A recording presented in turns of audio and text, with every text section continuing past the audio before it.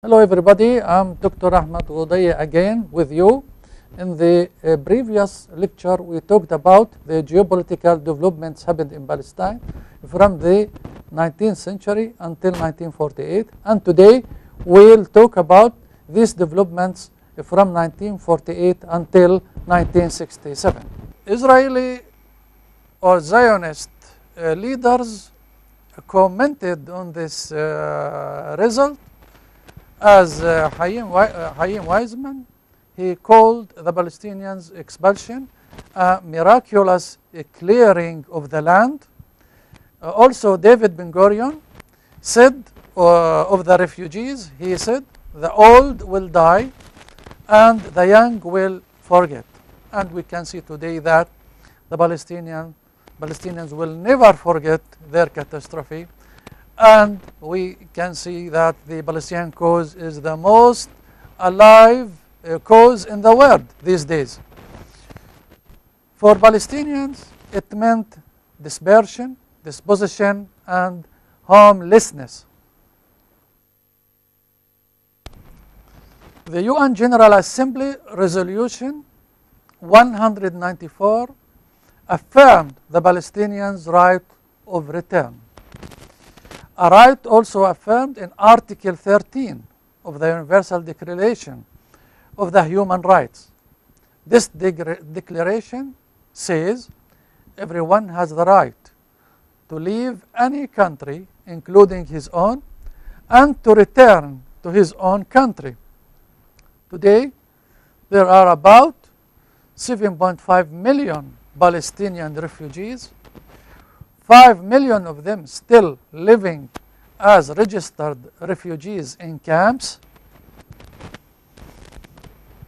and all the laws and rules in the world give the Palestinians the right to return to their the origin homeland.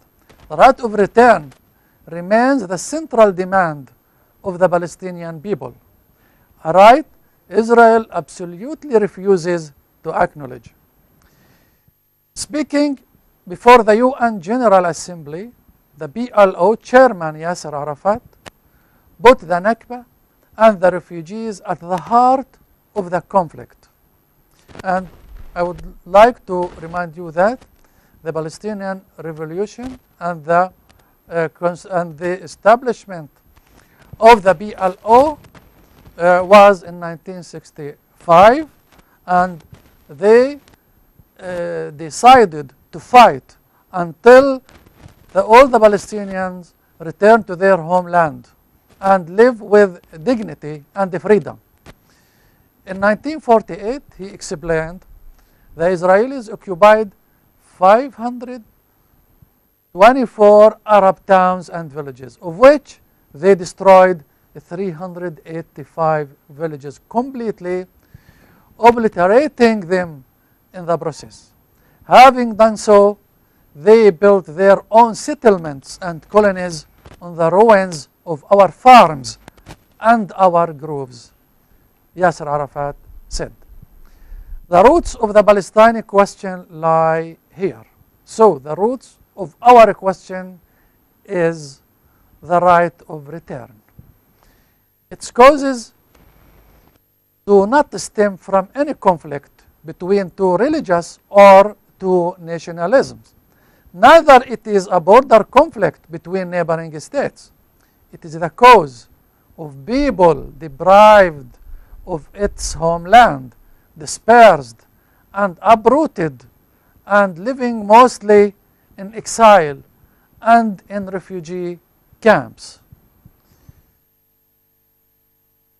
As a result of the 1948, most of the refugees from the Galilee area, from the northern Palestine, they were deported and forced to leave their homelands and farms to Lebanon and Syria, while the Palestinians from the central Palestine, they were forced to leave towards the West Bank, what we call today the West Bank, and Jordan, while the Palestinians from the western shoreline near Asdod and Ascalon. They were forced to leave to Gaza Strip, and some of them they were forced to leave to Egypt. Nowadays, there are tens of refugee camps in Jordan, Lebanon, and in Syria, Iraq, Egypt, and also so many Palestinians were forced to live outside the Arab world to North and South America, Australia, and Europe.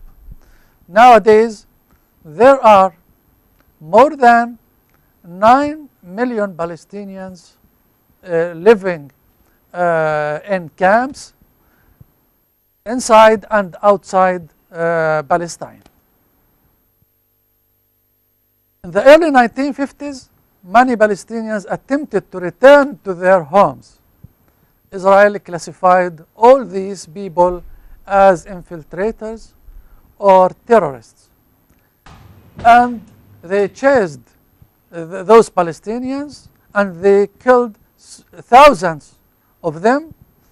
And those who were killed in this chasing by Israeli terrorists in 1956, they were between 2,700 and 5,000. And the vast majority of those martyrs, we call them, of course, martyrs, were civilians. In 1967, Israel occupied all of Palestine and the Syrian Golan Heights and the Egyptian Sinai Peninsula.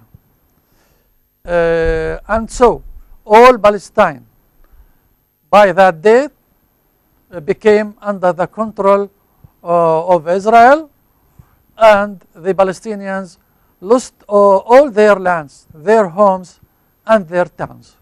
This issue will be discussed in the coming lecture, inshallah. Thank you very much.